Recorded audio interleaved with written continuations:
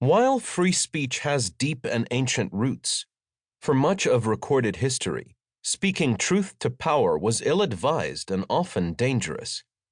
Judging from surviving law codes and writings, the great ancient civilizations protected the power and authority of their rulers from the speech of their subjects, not the other way around.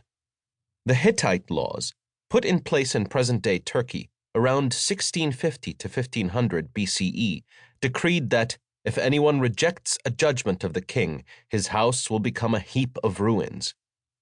According to the Hebrew Bible, the punishment for cursing God and the king was stoning. These laws reflected the strict hierarchies that ordered large ancient civilizations, many of which were headed by rulers thought to govern by divine right, or even, as in Egypt, to be divine themselves. The instruction of Ptah-hotep, an Egyptian collection of maxims from around 2350 BCE, advised against speaking to a greater man than yourself.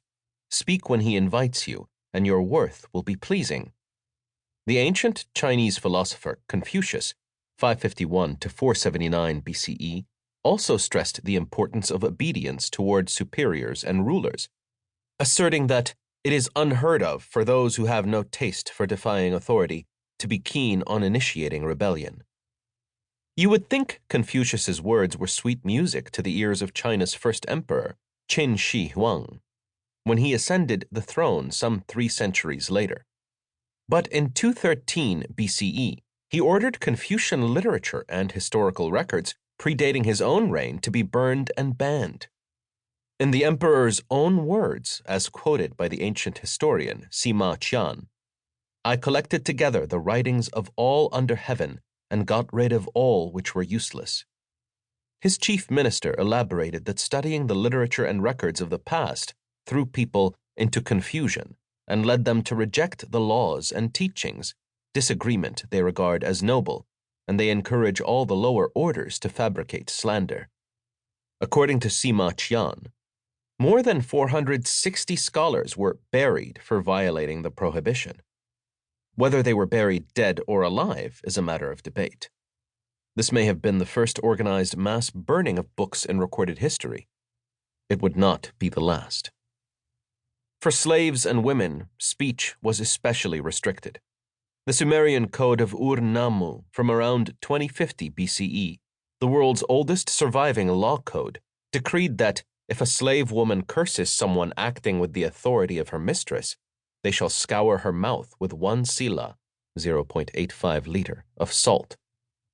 The Babylonian Code of Hammurabi, from 1792 to 1750 BCE, allowed slave owners to cut off their slaves' ears if they uttered the words, "You are not my master." Freeborn women were also punished for overstepping their boundaries. The Middle Assyrian laws from around 1076 BCE denounced cheeky women who utter vulgarity or indulge in low talk. Other speech codes were meant to protect the honor of respectable women. According to Hammurabi's code, the penalty for slandering a married woman or a priestess was public flogging and head shaving. Still, among the harsh injunctions of the ancient world, we can detect nuggets of religious tolerance.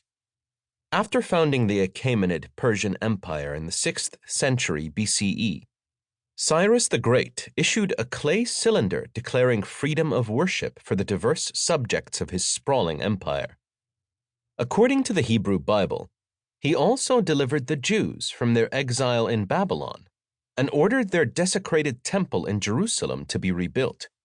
The United Nations have called the Cyrus Cylinder an ancient declaration of human rights. But even if Cyrus and his successors promoted religious tolerance, they also punished disobedience by burning down temples, cutting off noses and ears, and burying people neck-deep in the desert before leaving them to die in the blistering sun. So much for human rights.